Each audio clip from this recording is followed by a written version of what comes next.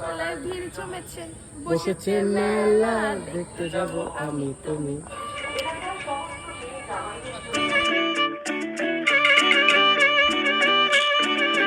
আমাদের বকুল তলায় ভিড় জমেছে, বসেছে মেলা দেখতে যাব আমি তুমি।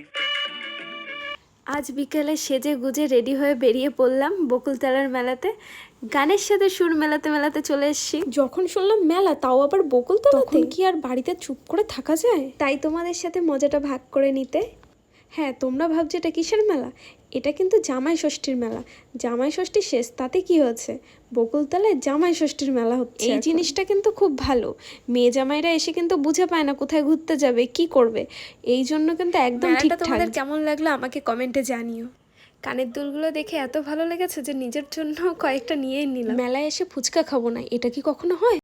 ফুচকাটা মোটামুটি ভালোই ছিল। দেখেছো, গল্প করতে করতে তোমাদেরকে বলাই হয়নি এই বকুলতলাটা থেকে প্রায় 18 কিলোমিটার দূরে।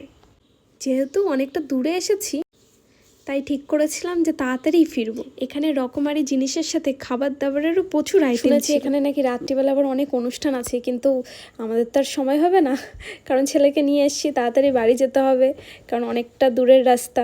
বকুলতলা বাড়ি যাওয়ার পালা। টাটা। টাটা দাও। বসেছে মেলা দেখতে যাবো আমি তুমি।